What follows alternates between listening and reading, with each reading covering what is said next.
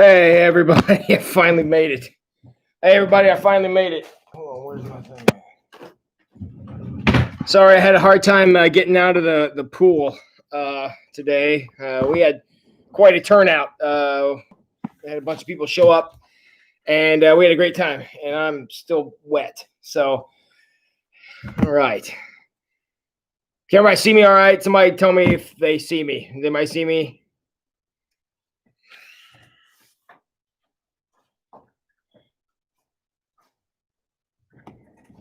Anybody here see me? All right. Hey, I really wish somebody would have told me. I forgot to put the link in the text message like an hour and a half ago when I sent it out. I didn't realize I did that till like 2 minutes ago. So the next time I send that out, if there's no link in it, will somebody text me immediately and tell me, because I didn't realize I did that. So sorry about that. I just sent it out now because that's when somebody told me. So of course it would have been the night that I had something, scheduled. That's just how life is. So hey, all right, I got some stuff for us. I'm gonna skip shout outs today because I'm running late. Good to see all you here now. And Crystal Dove, who was at the pool. Hope you had a good time. Who else did I see at the pool here? Matt Clements, I think. Yep, Matt. He's probably still drying off. That was true, Matt. I was. So Susan, she was listening from the car. She was there. Good deal. All right, very good. We got quite a mix of people here tonight. Very good. All right. Hey, I got three things for you tonight. We're going to talk about Judas from the biblical story. And then we're going to talk about 1 Thessalonians. I have a scripture passage from there that I would like to look at. I'm going to have to grab my Bible, which is over there. And then I have an article that I want to destroy. But I found another article that really annoyed me this week. And I just found it today. And in fact, it annoyed me so much, I wrote my newspaper article on it next week. So we got time, I might go back and destroy that one too, because it really aggravated me. Because it was terrible. And I really feel like destroying it. So we'll see if we get there. No, I did remember the text message, Teresa. I didn't realize there was no... From what you said, I did not understand there was not a link in what I sent out. So, because I sent that link to send, I sent that text message you guys got at 6:26 tonight. I sent that to go on Sunday afternoon. So I didn't realize I didn't put a link in it. So, all right, cool. Well, first of all, I'm gonna have supper because I've been swimming for 2 hours. I'm starving. First of all, I want to talk about Judas. Judas from the biblical story. I would like for all of you who are here, everybody jump in the comments and tell me, and feel free to be as brutally honest as you want to be. Your opinion on Judas. I'd like to know from all of you.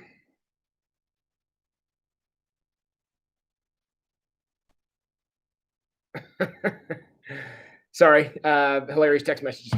I'd like to know from all of you what your opinions on Judas. Judas is somebody y'all know. He was the guy in the story that led the soldiers to Jesus. Just curious if any of you have an opinion on the guy. I'd like to know what you think of him. Positive, negative, what he did as part of the story. All right, Tina and Mike say traitor. Jump in and jump in the comments. I'd like to know. I'd like to see if I can get a little discussion going here tonight. Your opinion on Judas. Teresa thinks he gets a bad rap. All right, you guys talk about that. I'm going to grab my Bible.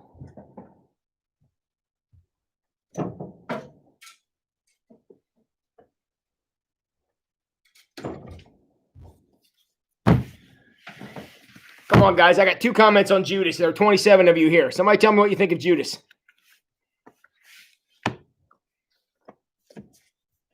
Nobody has an opinion on Judas? He just kind of there. Good intentions, wrong-headed, Scott. That's good. Lost in his love for money. I mean, that's an argument you certainly could make. Sold Jesus out for 30 pieces of silver. Negative, like the term traitor, okay?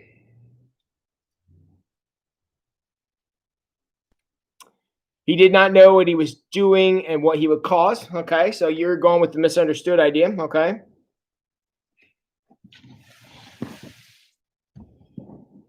Traitor, he did play the role somebody had to play. We're going to talk about that tonight. He did. He provided a vital service to the gospel story, but maybe not the one you think. But you're absolutely right, though.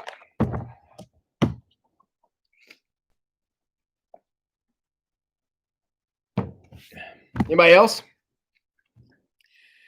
Well, let's roll through the story. Let's start with his name. Iscariot, Judas Iscariot. Thought he knew more than Jesus. There's certainly room for that interpretation, Bob, no doubt. Matt Clements, feel bad for him. Suicide is very hard. Yes, it is. We're going to talk about that too. Okay. Let's start with his name, Judas Iscariot. If you go back, Judas's last name is not Iscariot. His name is not Mr. Iscariot. Iscariot is actually a title, much like Christ. See, in biblical times and in the way Greek was written, the title comes after the name. See, that's a little bit different than the way we do things. We say Pastor Tim, or we say President Trump, or we say why can I not think of another one? But we, Mr. Whoever. The title always comes first. Father Abraham, all these things. The title always comes in the name. So that's just the way we do things in English. That's not how things were in Greek. Greek, the title actually comes second. So you say the person's name, and then you say the title. That's why we say Jesus Christ. Christ, his name is not Mr. Christ. Christ is a title. It means Messiah. It means Savior. That's where the Christ comes from. So the title always comes after, which means Iscariot is not what we would consider to be a last name or a family name. It is a title. Anyone like to guess what that title means?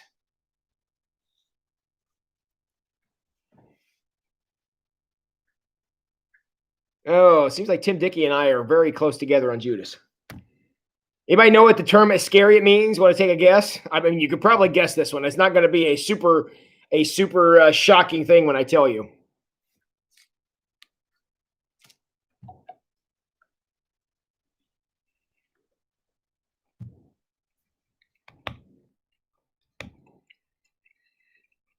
Iscariot means betrayer.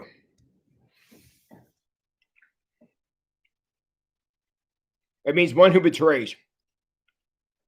So if you tell me a secret, say, hey, Pastor Tim, I secretly love basket weaving, but I'm kind of ashamed of it, and I don't want anybody to know. And I go over to somebody else, and I say, did you know that this person likes basket weaving? I've just betrayed you. I am an Iscariot. That's what the word means. It means you have done something that betrays somebody. So you'll notice if you read through the Gospels, Judas is the recipient of one of the greatest smear campaigns in history, because he is way early in the story. He is identified as betrayer. He is identified as Judas Iscariot. He's called that the whole way through, to the point that we all think that's his name, but it's not. To somebody in the ancient world who would have read the term Judas Iscariot, they would be like, "Whoa, what did he do? Or what's he going to do?" And let me make it very, very clear: Matthew, Mark, Luke, and John despise this guy's guts. They think Judas is a number one worst person on the face of the earth and got exactly what he deserved, only it wasn't bad enough in their opinion. They do not like him. They are under the opinion of many of you who jumped in here, which again, I mean, is not wrong, that Judas was one who was, he betrayed Jesus. Did he do it for the money? Did he do it for the power? Did he do it for the fame? What did he do it for? That's kind of irrelevant to Matthew, Mark, Luke, and John. The only thing they focus on is he did it, and we're real mad about it, and we don't like him, and that's why Judas gets just a horrible rake over the coals. At one point, he's accused. At one point, there's a story told where Judas is like, worried about the common purse because he was the banker. I mean, obviously, the guy who takes care of the money, nobody trusts him. So he was there and he was talking about the money, and they're like, but he didn't really care about the money. He only worried about it because he was stealing from the purse. Now, there's nothing in the Gospels that says he was actually doing that. except for that line of commentary by the gospel.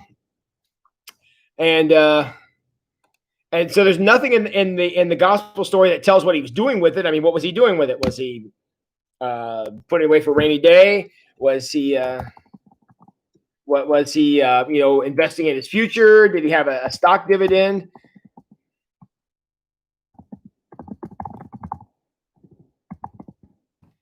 What the heck was he doing with it? All right, that's what we're going to turn over to. Watch out here. That's what we're going to turn over to. We're going to be flipping around here. If you got your Bible, feel free to follow along, or I'll read it to you. It's up to you. We're going over to John chapter 6. And if you don't have your Bible with you, because I know we usually don't do this, that's fine. But I want to take a look at this.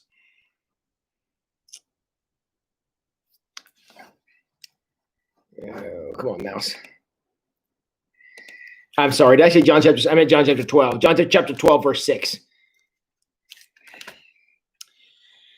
6 days before the Passover began, Jesus arrived in Bethany at the home of Lazarus. We all know Lazarus, right?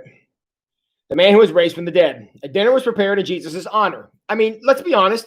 If you get resurrected from the dead, like Lazarus did, I mean, the very least you could do is throw a dinner party. I mean, seriously, that's the least you could do. So Lazarus sat at the table with him. Then Mary took a 12-ounce jar of expensive perfume made from the essence of nard. I assume that's high quality, like Bath and Body Works stuff. I don't know. And then she anointed Jesus' feet with it and wiped her feet with her hair. And the house was filled with his fragrance. But Judas Iscariot, read Judas the betrayer, one of his disciples, the one who would betray him. I mean, John's like, that guy. That guy is the one who said this. Said that perfume is worth a small fortune. Somebody tell me, is Bath and Body Works stuff expensive? Should I use a better analogy than that? Because I honestly don't know. That perfume is worth a small fortune. It could have been sold and the money be given to the poor. Now, that's what he said, okay? John tells us that's what he said. Nobody, as you're going to see, John doesn't say, and then Peter turned aside to Andrew and said, holy cow, this guy's robbing us blind. We don't have anything like that. Judas said, the words from his mouth were, that perfume was worth a small fortune. Again, perhaps it was. I'm not in the perfume business. And it should have been sold and the money given to the poor. Now, that sounds like a very Jesus thing to say, doesn't it? Because he doesn't, listen to what he does not say. He does not say, well, that perfume could have been sold and the money could go into the disciple fund, or into my pocket or into my bank. He doesn't say that. He says, again, I'm quoting John here. John says that perfume was worth a small fortune. It could have been sold and the money given to the poor. He doesn't say anything else. All he said was that could have been given to the poor. Sounds like a very Jesus thing to say. Now, verse 6, and if you're following along, here's what you'll notice. And again, if you're not following along, take my word for it. No quotations here. The next verse says, not that he cared for the poor. He was a thief who was in charge of the disciples' funds and often took money for his own use. That's what we call a line of commentary. That is John, a gospel writer John, saying that. There's nothing in the text to suggest that. In fact, if you took verse 6 out, took it out completely, and said, it would read like this. But Judas, let's take the word Iscariot out too. But Judas, one of his disciples, the one who would betray him, said, that perfume was worth a small fortune. It could have been sold and the money given to the poor. Jesus replied, leave her alone. She did it in preparation for my burial. You will always have the poor among you, but I will not be here much longer. That line could completely disappear from the text. It doesn't change the meaning at all. That is a line of commentary by gospel writer John, who I've already established hates Judas. Why? Because, but Judas, one of his disciples, the one who would betray him, John is very specific. That guy that we hate, it was his commentary. Commentary is not common in the gospel. In fact, I have pointed that out many times, Teresa. Many times. How many times during sermons or here in one of these studies have I said the phrase, gosh, I wish the Bible would have told us about this? I say that all the time. Yet in this particular place, we get a detail that's like way out from left field. Because if you want to be honest, if you take the name calling out And I'm not saying we should do this. I'm just saying we could do this. If you pull the name calling out, and then this verse 6 that references, well, he'd been stealing stuff. Now, nowhere in the story, and I've read the Gospels many times, nowhere does it say Judas was stealing. Nowhere does it say what he was doing with it. Nowhere does it say that Peter got in Judas's face. Nowhere does it say that the disciples decided to throw the guy off a cliff because he was stealing. No. Only John mentions this later, far later. And it's very interesting because that is how that's how we know that. So commentary is not, actually it's very not common in the gospel. In fact, we almost never see it. You see it rarely. I can't say you never see it, but you almost never see it. And this is one of those places where Judas was given this line, he got a whole verse of John saying, this guy's a scoundrel. And so that's what we're going to talk about. That's where we would talk about bias. Okay. The gospel writers got a serious bias against Judas. Don't like the guy. All right. Now, couple things you want to notice. Okay. I only point this out to point out to you to make my point that the gospel writers, and I know I just did John, and I know there are 3 other gospel writers. Gospel writers don't like Judas. Don't like him at all. Just paint a big scarlet letter on the guy. Just do not care for him. And based on what the guy did, I have a hard time being. I can't say with what he did. I would say based on how it turned out. That's sad to see. That happened. So now think about the big place where we see Judas come up in the story. The big place he comes up is the events of Holy Week. So you've got I'm drawing a blank. Palm Sunday. Palm Sunday is the beginning of Holy Week. So you have Palm Sunday. Y'all remember Palm Sunday when the people were waving the branches and everybody was so excited for Jesus there, and they put coats on the ground, gave him a king's welcome. And because that's how you would go out and welcome a king coming in to visit your city. So they're giving him this big king's welcome. And they're so excited he's there. And I mean, that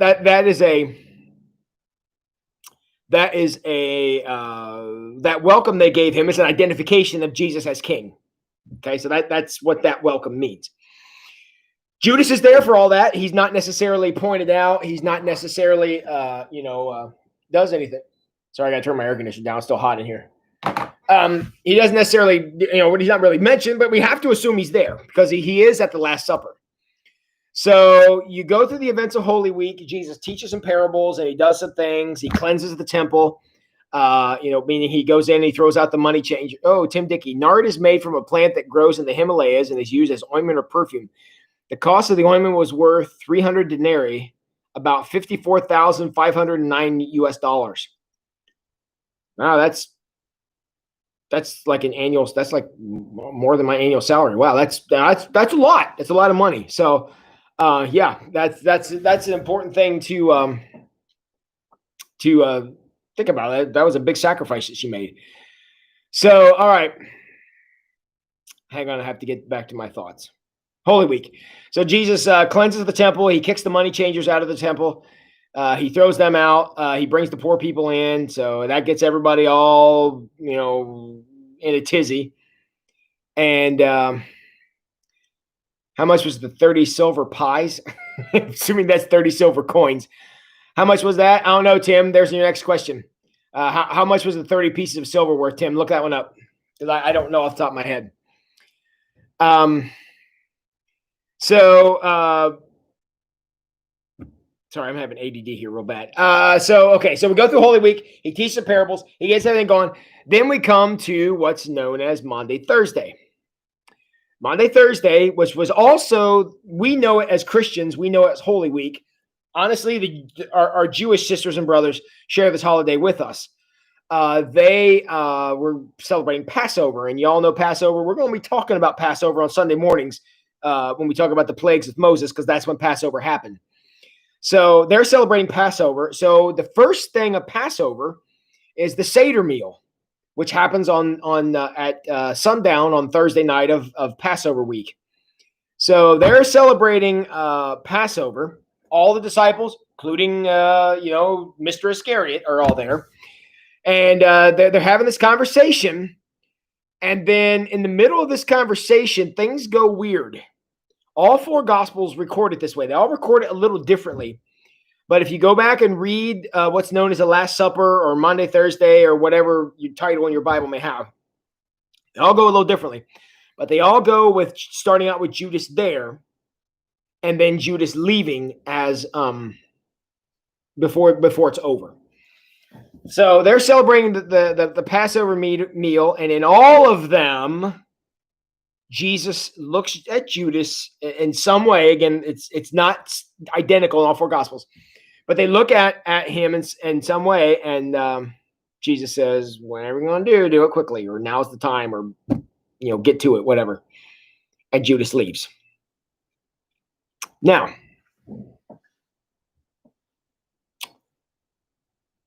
Jesus appears to know what he's about to do. I mean, I think that's obvious from the text. Jesus knows he's about to go to the authorities. Now, let's talk about a couple of things here. First of all, what was Judas exactly supposed to do? Well, you remember what he exactly did is he leads the Roman soldiers back to the place where the Last Supper or Passover meal, whichever way you want to look at that, was happening, and he brought Roman soldiers. Now, why did he have to do that? Well, if you remember, there's a lot of political stuff that I don't want to get into tonight about how the leading priests were kind of conspiring with the political powers, which I'm telling you what, when religious leaders and political leaders conspire together, ain't nothing good going to happen from that. I'll tell you that right now. But they were conspiring together.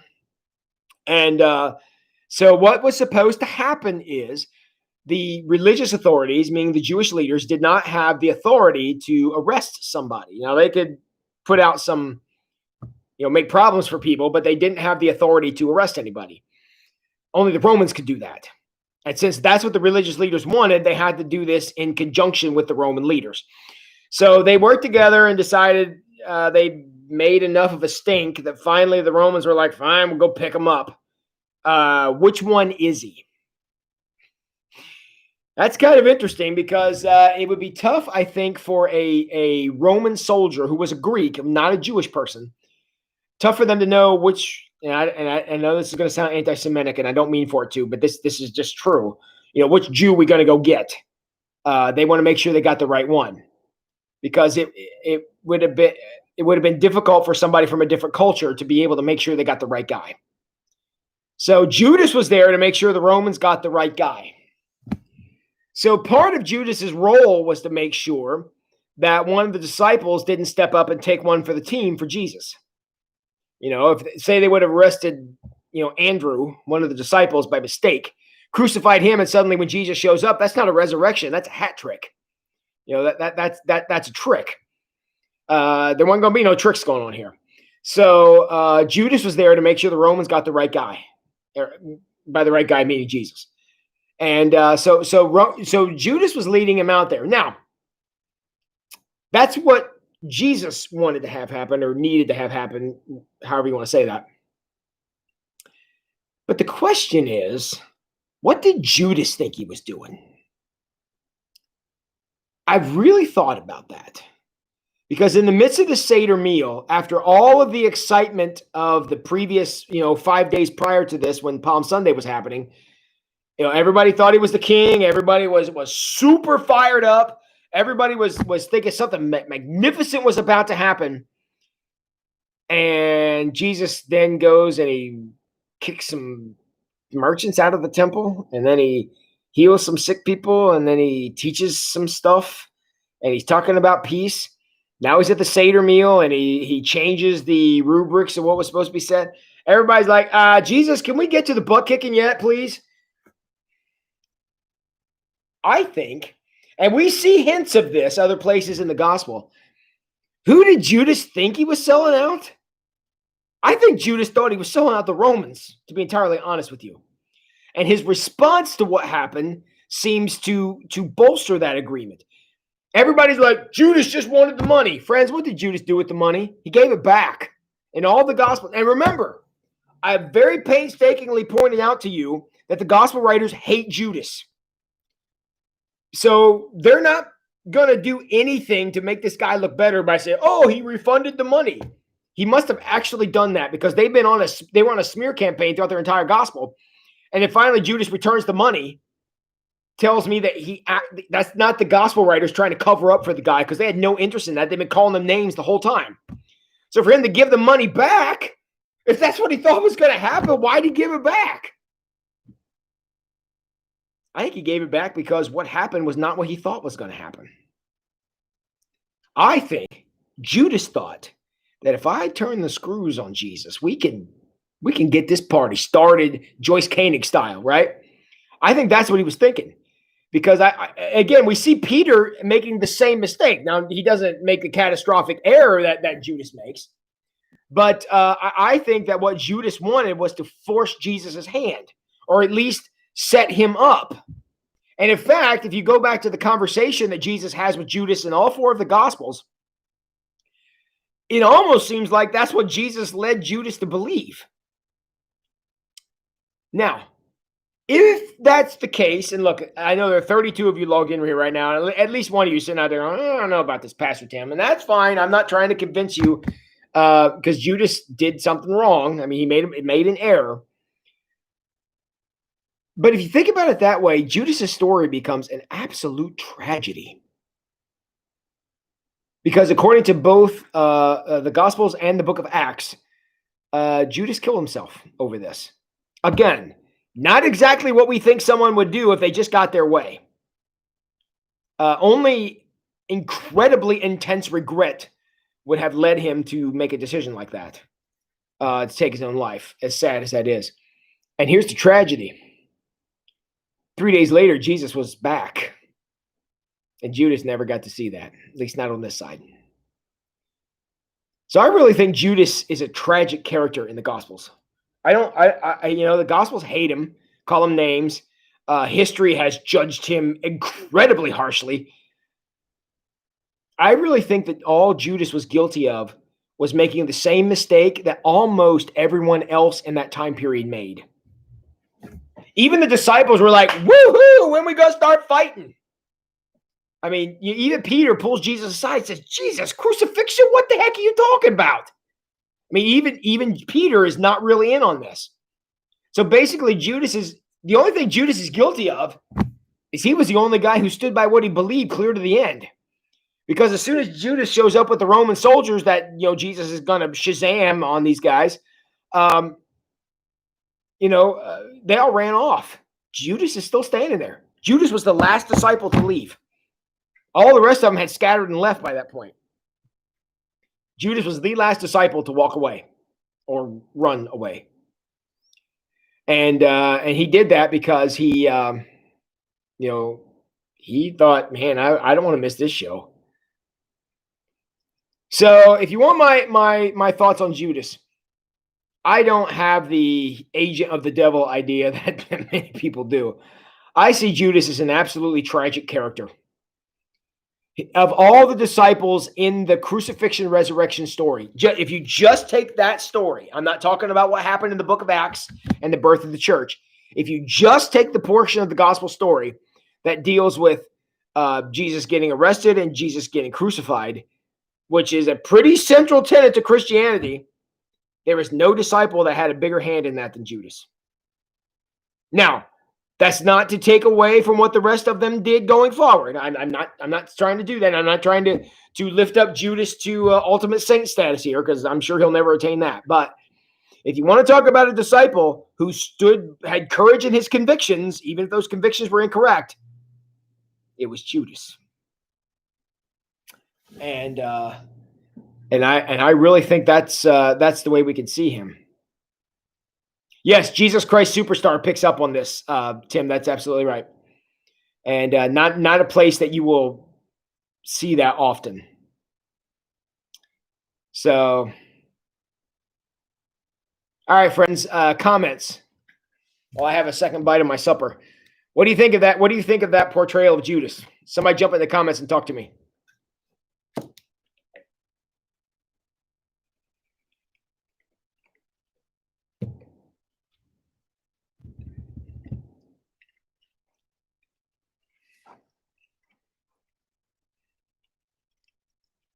What do you guys think of my sympathetic view of Judas?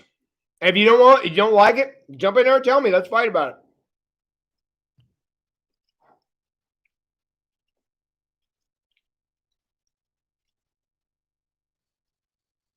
Well, the lag must be really bad tonight. All right, Dave, enjoyed it. Thanks, Dave. I'm not trying to elevate Judas to saintful status. We can debate whether or not he deserves that, but that's not what I'm trying to do here tonight. I just think that Judas is automatically branded as a traitor and a betrayer and a hateful whatever. And I'm not so sure he earned that any more than anybody else did. All right, you got a couple people enjoy. Read my comment back a bit, Teresa. I think Judas wanted to force Jesus to start his reign here on earth at that time, force him to prove to the Romans who he was. Yeah, I think I think we agree. And I think that would be what Judas was getting at, because I think he's a far more tragic character, because he had such a role in the salvation of our world and didn't live long enough to see it. In terms of purchasing power, each silver piece was probably worth $20. Standard of living being much, much lower than modern Western worlds, 30 pieces of silver worth about $600. So there you go. He sold out Jesus for $600. A guy who basically, I mean, according to John, was stealing anyways. I mean, what did he need more money for? I don't think he was in it for the money. None of his actions after he got the money tells me he was in it for the money. I really think he was. He really believed he was selling out the Romans.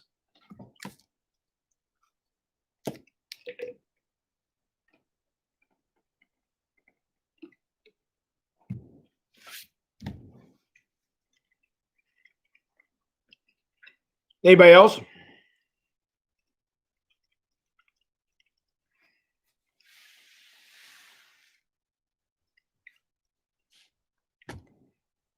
Okay, I want to change gears here for a minute. I've heard a number of you ask me, and I know DW. I didn't see, is DW in here? DW, I hope you're here, buddy. Asked me about a lot of the doomsday stuff that's going on around here, and I read a couple of articles. Okay, DW, thanks for being here, buddy. DW is the one who sent me a couple of articles to read, and I read through them, and they were interesting. I'm not going to reference them here because I think I can boil down what they were getting at. Trina, Jesus did say that. Forgive them, for they know not what they do. Hey, Trina, if I can have a moment of privilege here. Trina, tell me how your sinus surgery went, if you don't mind sharing in front of everybody. I'm glad you're here, and I've been praying for you. I sent you a text. I just hope you're feeling all right. And Tina Mike said, never thought of it that way. Yep. I don't know that Judas is the personification of evil we make him out to be.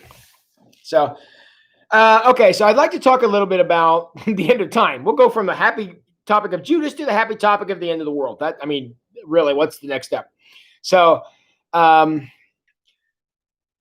there's a lot of people who are looking around at some of the events that are going on, COVID and the kind of national distress that we're in, and the eroding away of the United States that we all used to know and love, and a lot of things that are just not going well. I don't know how else to say it, and wondering if this is a sign of the end of time and that kind of things. What I'd like to do is just take a couple minutes before I destroy something and talk to you about, what was the biblical view of the end of time? How did they conceive of the end? And to do that, I actually want to go to the very first book of the New Testament that was written. The earliest book of the New Testament that was written was 1 Thessalonians. So there's a Jeopardy question y'all can get right sometime. The very first book of the New Testament that was written was 1 Thessalonians. So that means what we have here is the earliest written account of Christianity. And it's written by your good friend and mine, the Apostle Paul. And AOC says we have 9 years left. Oh, so what are we worried about, right? Because AOC will save us all. Don't get me on that tangent. I'll get upset. So So this is the earliest book of the New Testament. I like to go, any of you who got your Bible and like to follow along. I'm going to 1 Thessalonians chapter 5. So that's where I'd like to talk about. Because one of the things that often, because I grew up, I was born in 1975, which means my formative years were, please forgive me, in the 1980s, which there's so much about the 1980s that's bad, like all of it. So I'm sorry about that. But one thing that was very prevalent in the 1980s, and again, it may have just been where I was, but and I can remember being absolutely terrified of the end of the world. During the and again, I was a young kid, so maybe it was just my perception of it. Back in the 1980s, there was a big emphasis on the end of the world and these kind of cataclysmic things. And you go to youth group and we're all talking about how there's going to be crazy stuff and all this stuff. The moon's going to turn to blood and all these crazy things. And so I'm well versed in that kind of apocalyptic thing, because in the 1980s, and if any of you who remember the 1980s, obviously Amy probably doesn't, but for those of you here who do remember the 1980s, it was crazy. And Trina, I am so glad to hear things went well. I'm glad to hear that. So I want to go back and talk about, and this is the big thing I want you to see. I don't know when the end of time is. Jesus made it extremely clear. Neither does anyone else. He even said he didn't know. Only God the Father knows when things are going to end. So Jesus had no illusions about, well, if you read the tea leaves and you read your palm and you do some smoke signals, you'll figure it out. No, Jesus was pretty clear that we don't need to worry about when. So if God wanted us to know that, as AOC has prophesied, we got 9 years left. If God wanted us to know that, I don't know why he would tell us that no one knows. Okay, so I'd be real skeptical about any of these doomsday prophecies. However, we do have to live with the reality that it could be any day now. I mean, it could be. We don't know. And I say that to be like, the boogeyman's going to get you. I mean, that's kind of how it feels. So I want to go back to where Apostle Paul, in the very first writings of the New Testament that we have, 1 Thessalonians, and I want you to hear him describe it. So this is 1 Thessalonians chapter 5. And I'm going to read here a little bit for you. So this is, I believe, chapter 5. Yeah. Yes. Chapter 5 is the last chapter of 1 Thessalonians. So this is kind of Paul's closing thoughts to his first letter to the church in Thessalonica. And this is what he writes. I really don't need to write to you about how and when all this will happen, dear brothers and sisters, for you know quite well that the day of the Lord will come unexpectedly. Did y'all hear that word? Like a thief in the night. When people are saying, now listen to this, guys. What I'm about to read to you was written 2,000 years ago. And 12, Scott, help me out here. What are we doing? 12/21. Oh, 2012. Yes, that's when the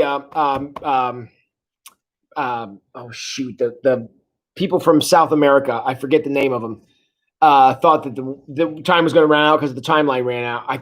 The Mayans. That's when the Mayans said it was going to end. Yes, I remember. So listen to what he says. The day of the Lord will come as a thief in the night. Will come unexpectedly. Okay. What's the point of that verse? Why say it will come unexpectedly?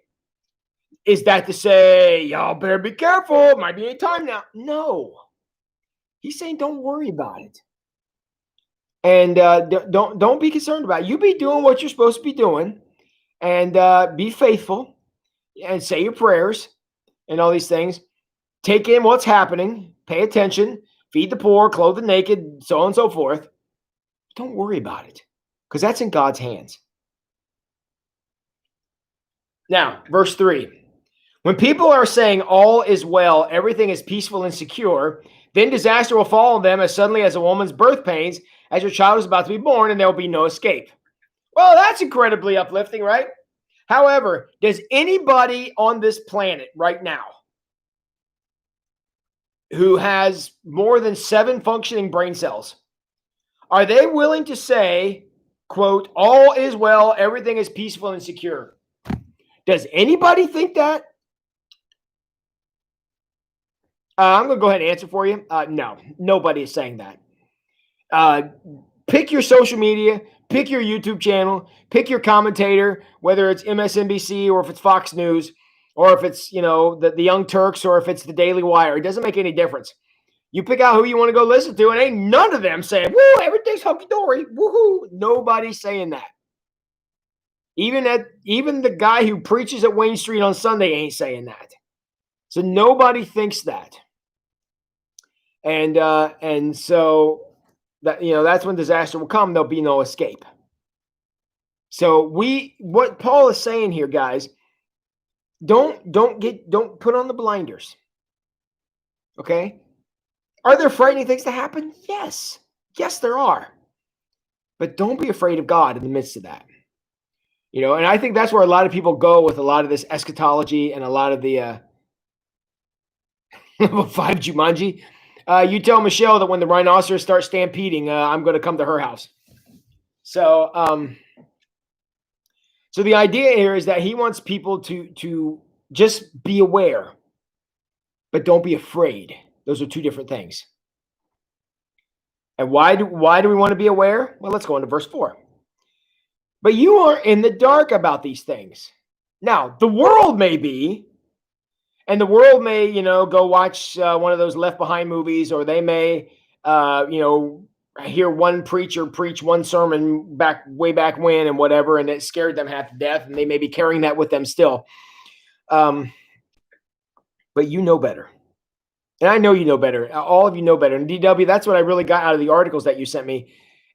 Is very interesting conversation because people are concerned. They're scared. And that's not what this is about. That's not what's supposed to be happening. And I know it's unknown. Unknown is always frightening. I'm definitely going to give you that. But I know that's why you sent me the article. That's why it was so interesting. This was an interesting read for me, because those are people who are doing what I would call like pseudo religion, like kind of religion, but not really. You see this in a lot of charismatic kind of preachers who preach the exact same sermon that we're all going to hell every single week. Those are super fun sermons to listen to. But, those kind of messages will distract because they instill fear. The only people who should be afraid are the people who don't know what's going on, and that's not us. But you are in the dark about these things, dear brothers and sisters, and you won't be surprised when the day of the Lord comes like a thief. For you are all children of the light and of the day. You don't belong to darkness and night. The 32 of you who are logged in here right now, you don't belong to darkness and night. That's not where we live. That's right, Trina. We got to keep our eyes on him because that's where the light comes from. And we don't keep it on our bank accounts. We don't keep it on our politicians. For God's sake, don't do that.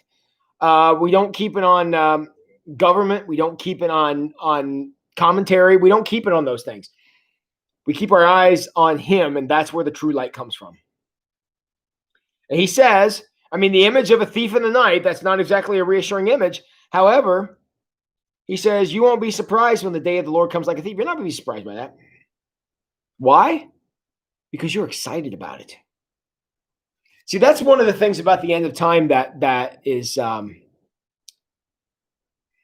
what's the word I want to say here? Confusing, maybe, is that we all think, well, I want to go to heaven. Don't get me wrong, but man, there's so many things here I want to do. Understand that we're the first culture probably in the history of the world who would be able to say that, because most people were living in times of hard work. We have leisure time, we have goals, we go to school, we get an education, we get a job that we love rather than, just trying to scratch a living out of the ground. For most people all the time, life was hard. But us, we're going, this ain't so bad. I just spent 2 hours at the pool, jumping off diving boards with the kids and, doing cannonballs and things like that and having a great time and all that. That's not so bad. And it's not. It really is. It's great.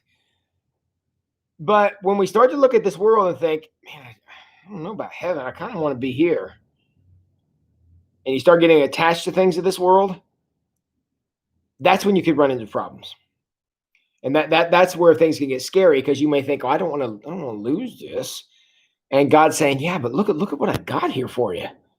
And look what's going to happen when you make the transition from this life to the next, whether it's through my return or through your demise, one or the other. You're going to end up in a way better place. That should be encouraging to you. Yeah, we miss people when they pass away, of course, but we also have the opportunity, though, to go on to greater things. Sometimes we look at how good things are now, and we doubt that, even though it's still true. So be on your guard and not asleep like others. That's verse 6. Stay alert and be sober. Night is the time for sleep, and the time when people get drunk. Drunkenness and laziness, those are things of this world, and you can add a whole list of things there besides drunkenness and laziness, but those are things of this world. Paul's saying, look, don't get bogged down in that stuff. Okay, don't look to ease your conscience. Don't look to cope with life in those ways, because we are not citizens of this world. We are citizens of the next. And when we depart from this world, again, no matter how we depart, we are departing to go on to greater things. Sometimes we forget that. And he goes on to develop this point. Verse 8. But let us who live in the light think clearly, protected by the body armor of faith and love, and wearing as our helmet the confidence of our salvation. That's where we're going to protect our head, is that we have confidence that in God's grace that's going to take us to the next world, that's going to invite us to the next world, we're going to open the gates to the next world. We put confidence in that. And if we put confidence in it, and we believe in it, and we embrace it, and we hang on to it, that means that we invest the time we have here, and then we go on to something better. Scott says, I think it shows the urgency of evangelism. I definitely agree with that. And we know some others don't prioritize that. That's true. Tim says, when your life is hell on earth, heaven sounds really good. When your life is heaven on earth, it can become complacent about heaven. Exactamundo. That's exactly right. Both of you guys are right. Complacency is the devil's greatest weapon.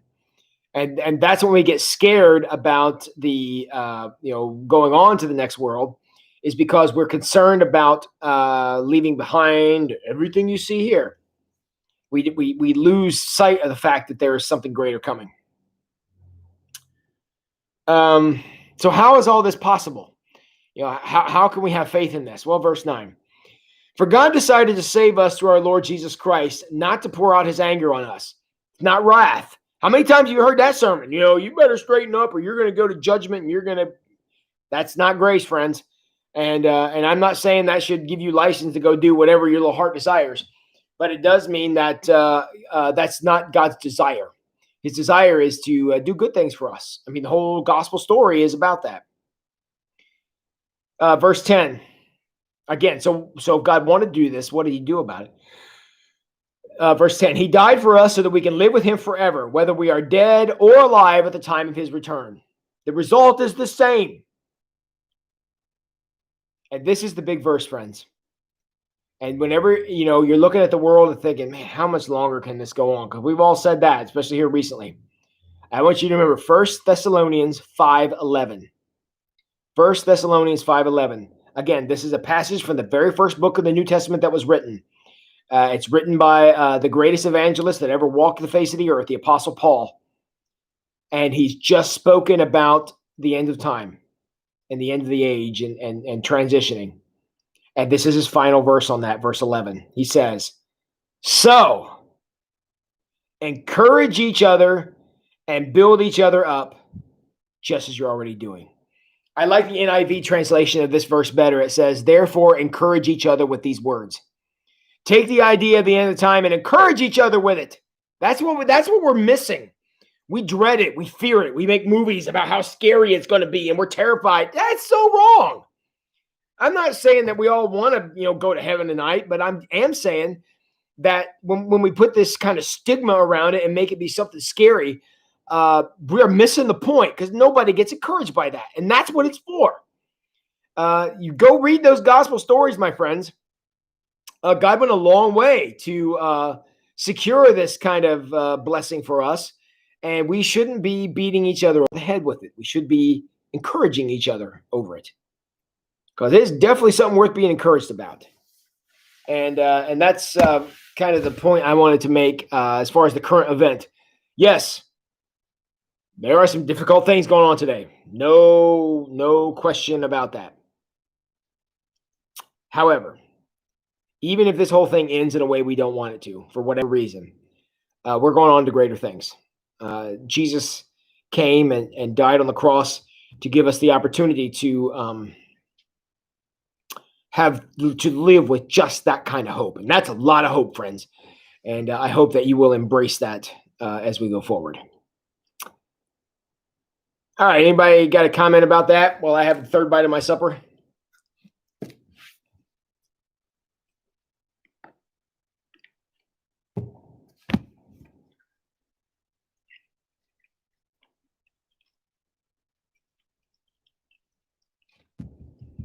Anybody have a comment about that? I'd love to hear from you. I haven't had a lot of comment with you guys tonight.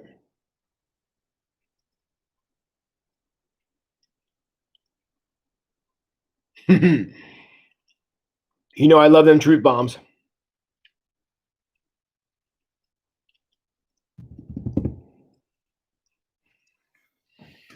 All right. While you guys are writing your comments about that, I'm going to give you a chance to vote. There are two. Thank you, Eric. There are two articles that I have sitting in front of me. Or I got one in front of me, and the other one I can get in front of me very easily. That I would like to destroy. I would like for you to vote. One of them is the article from Australia that I promised you I was going to destroy. The other one is about the situation with Kellyanne Conway's daughter. Which one would you like to hear about? The one from Australia about dramatic government overreach, or would you like to hear the one about Kellyanne Conway's daughter and dramatic media overreach? Everybody vote. I'm going to give you 1 minute, so you better be typing it right now. Which one do you want to hear, Australia or Conway? Which one?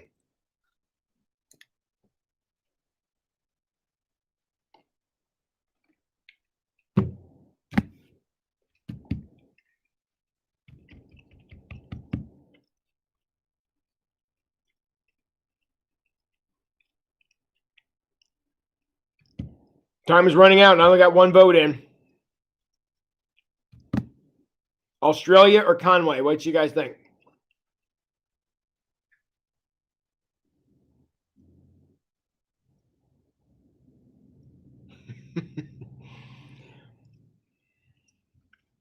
All right, I'm going to make this quick.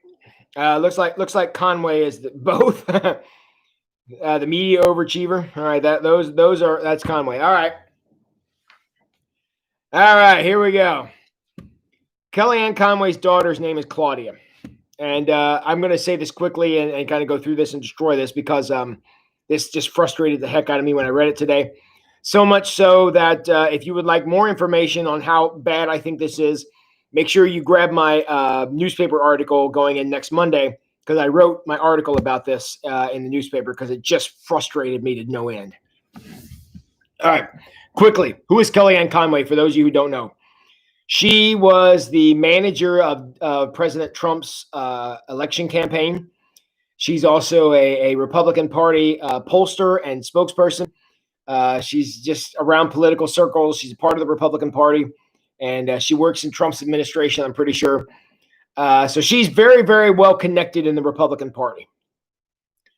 Well, I was scrolling through my Google newsfeed earlier today, which I got to stop doing that because all I do is get aggravated when I do it. And there was a thing came up, said Claudia Conway is getting kicked off social media. So I clicked on that because at that time I didn't know who Kellyanne's daughter was. I didn't know.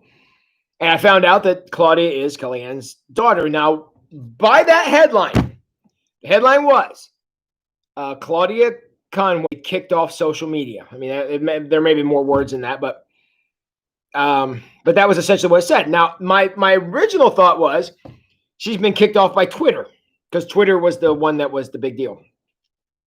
Twitter, must have found something objectionable and kicked her off. Okay, so I read about that, and all of a sudden I realized Twitter's not kicking her off. According to the news article, her mom is kicking her off. I'm like, oh, this article just got quite a bit more interesting. Her mom was kicking her off because, again, remember who Kellyanne Conway is, well connected in the Republican Party. Her daughter, Claudia, was posting a lot of anti-Donald Trump tweets on Twitter about how bad she thinks she is or bad she thinks he is and all this stuff because she apparently knows so much about it. And I continued to read and found out that Claudia has 118,000 followers on Twitter. That's a lot of followers on Twitter. And she's been tweeting all this, Donald Trump is Satan kind of stuff on Twitter. And her mom had to make her get off of it. And all of a sudden I realized a couple things. First of all, this girl was 15 years old. 15 years old she was.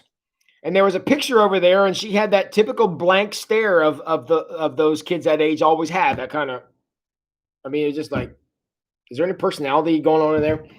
But she had 118,000 followers, which is more people than will fit in the horseshoe down in Columbus. That were following her. This 15-year-old girl with no training, no ability. I don't know. I'm 45. I don't know if I could deal with a platform that big. But she has all this stuff.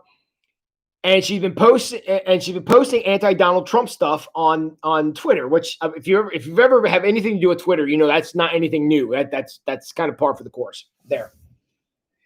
And her mom had to make her get off. So she again went to Twitter and said, "Mom's kicking me off of Twitter. I guess I don't have a platform anymore." And started hashtag free Claudia or something like that. And all this was happening. And the Washington Post. Yeah, her dad is an anti-Trumper. That's true. The Washington Post wrote an article in their newspaper about a 15-year-old girl on Twitter. I started to think about that. How many of you in the chat right now, jump in the chat, who have ever in her life had a 15-year-old daughter, would like for her to spout her hate of you or disapproval of you on a media platform with 118,000 followers that would cause such a stir that the Washington Post writes an article about it? How many of you would be okay with that? I'm going to go ahead and not wait for you to answer that and say, I'm sure none of you would. That is awful. Claudia is taking this thing very, very public. I do not blame her mom in any way for what she's doing here. Because let's be honest, the only reason she has 118,000 followers is because her last name is Conway. Let's not kid ourselves. And I bet if you went through her followers, there's a lot of media folks in there just salivating to get something in there. So there's two morals to this story of why I'm destroying this article. First of all, do what you want with social media, but Twitter is just a hole. It is just a hole. If any of you are a part of that, it is nothing but nasty, negative, awful, terrible stuff on there. It's where the cancel culture comes from. It's where the hate mob resides.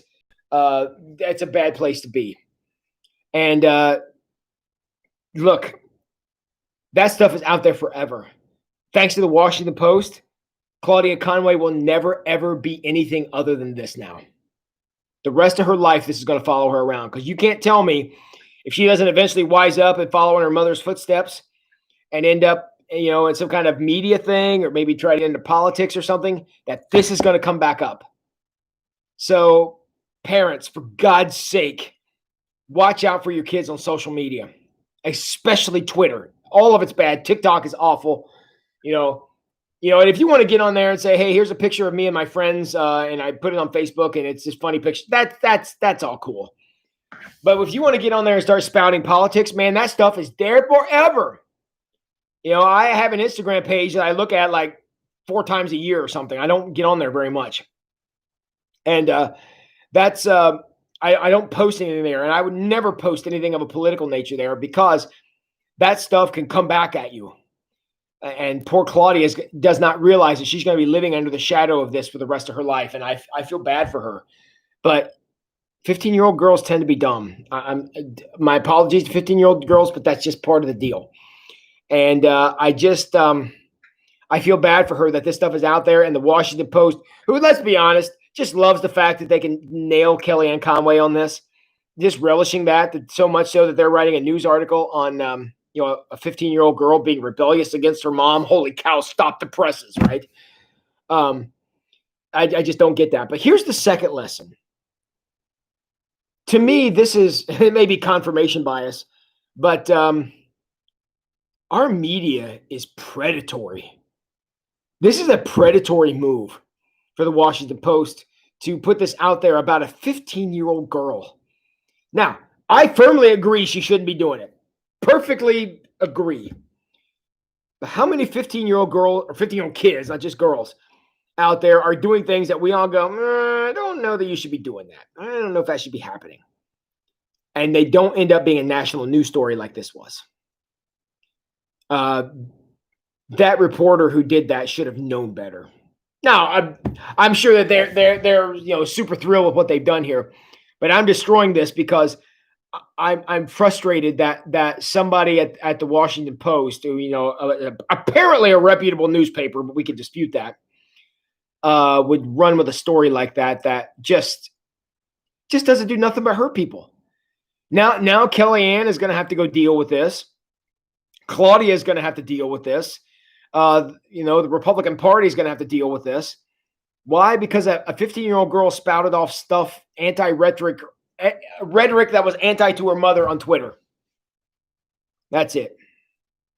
Well, Teresa, I agree with that. Her mom could, or may want to press charges. The problem is, Claudia did it in a public forum.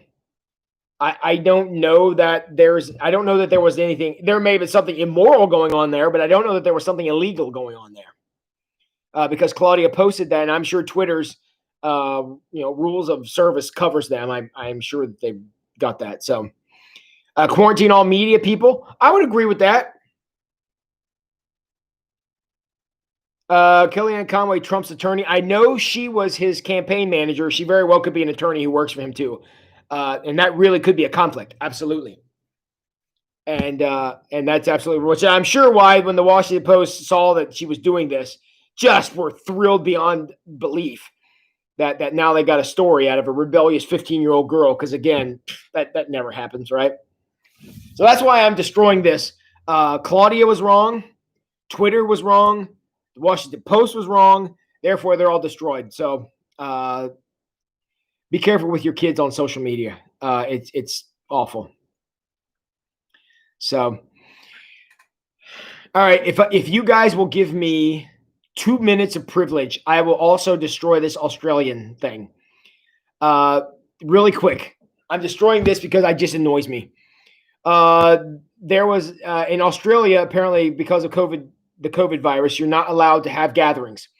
So at 1:30 in the morning, there were 2 paramedics who were in a KFC in Australia, and they were having, I don't know what meal you have at 1:30 in the morning, but that's why they were there. And all of a sudden, a person comes in and ordered 20 dinners. And I guess the paramedics, who were not connected to this in any way, they just happened to be there to witness it, went over to or paid attention. And then when they left, they asked the people who were there what was going on. And the guys were like, hey, they ordered 20 chicken dinners. So we made them and sent them out the door. Well, those 2 paramedics who were not involved in the situation anyway called the police on this because they were not supposed to be having gatherings. So the police went over to their house where there was a birthday party taking place. And it was 1:30 in the morning, and there was, 20 some odd people in this house, which you're not allowed to do. They fined the homeowner the American equivalent of $18,000 for having this party. And the only reason they knew about it is because these 2 paramedics from that just so happened to be having dinner at KFC caught these people ordering all these chicken dinners. I'm destroying this because they're narcs. and that aggravates me. Also, it's their own personal private home. Can the government? I mean, are we okay with the government saying what you do at your own private home? Is that where we're heading? Man, I know it's Australia, it's not the United States, but let's not pretend like those things aren't being considered for here either.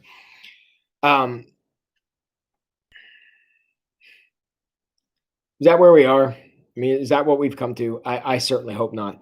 How long, Eric asks, how long do you think it will be before the media implodes on itself? You can make the argument it already is. How many of you here believe what you read in the media? I'm to the point now, I could tell you what the news article is based on who wrote it. I don't know how much we trust it. Can anybody here honestly tell me what's going on with COVID-19? I mean, what's really going on? Not what's being reported.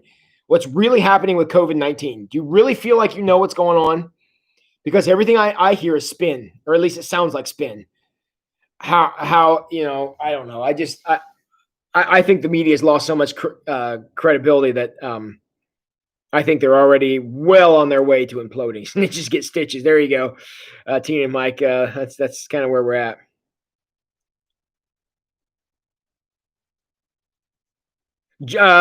Yeah, Teresa. What if they were all family and lived together? They apparently weren't.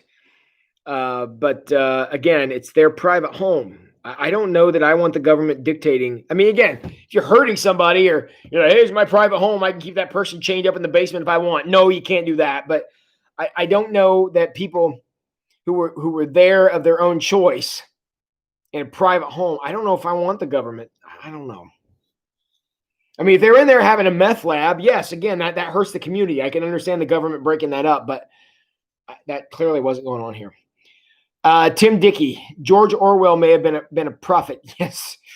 Any of you who read 1984, I read it years ago, and I'm reading the last Harry Potter book right now. When I finish it, I think I'm going to go read George Orwell's 1984 next, because that guy, for a book that was written in the 60s, was frighteningly dead on what's going on today. So that's a very interesting read, and I'm looking forward to reading it again. Yes, Trina, and I will say a humongous amen to that. So, all right, everybody, I've kept you 15 minutes longer than I was supposed to, and I apologize for getting started late tonight. Anybody got any last comments or anything you want to say? Did you guys enjoy this here tonight? Again, I was sorry I was late. Crikey, mate, that is absurd. Yes, Matt, it is absurd. Anybody got any last things you want to say for the good of the order?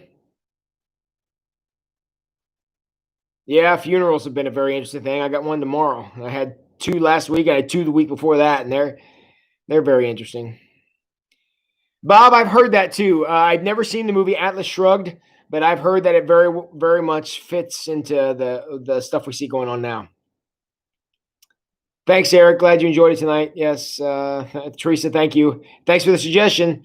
Everybody give props to Teresa Bitters for suggesting Judas tonight.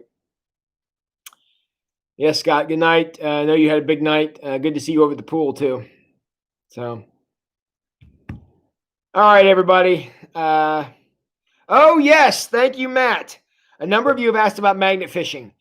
Friday night, we have a group going to Matt's house. If you're interested in magnet fishing, y'all have my text message. Text me right now. Get on your phone right now and send me a text message and say, I am interested in magnet fishing on Friday night. We're going over to Matt's house. And he's got a channel near his house that we're going to go troll and see what we can catch in there. So any of you who are interested, you have my text number. Text me right now. Tell me that, and we will get you arrangements to get you over to Matt's house Friday night. We're going to go do that. The more the merrier. We're going to have a good time. I hope you all will come. And again, any of you who are interested, drop me a text message right now. Just my phone's off, so you're not going to bug me here. Send me a text message. Let me know you're interested in being a part of that. And would love to have you come on out. And there will be no social distancing during the magnet fishing either. So, all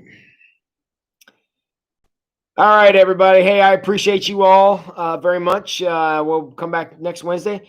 Thank you for those of you who have been making suggestions. Actually, 2 of the 3 topics for tonight were suggestions. Judas and the end of time were both suggestions from people. I love that because that's really helpful for me to kind of know what you guys want to hear about. And that's, I mean, I want to be able to lead this discipleship in a way that's meaningful to you guys. So if you've got questions or suggestions, y'all know how to get a hold of me. Make that happen. And I really appreciate the opportunity to do that. Thank you, Amy. Any of you could drop a like on this video, I would appreciate that. What time Friday? Probably after supper. I'm thinking 6:30 or 7 in the evening. So any of you in the evening, Friday night, 6:30 or 7, if you're interested in magnet fishing, drop me a text. You can put it here if you want, but put it in a text to me so I can get you information how to get to Matt's house. And because I don't want him to put his address in here because I don't want personal information in here. That's not a good idea. But I will text it to you if you text me. So we'd love to have all of you come, and we're gonna catch some, I don't know, buried treasure or something in Matt's house. So, all right, everybody. Appreciate you all being here. You honor me with your presence. Thank you so much for coming out to be a part of this. I love you all very much. Hope you have a great night's sleep. And y'all go wash them hands.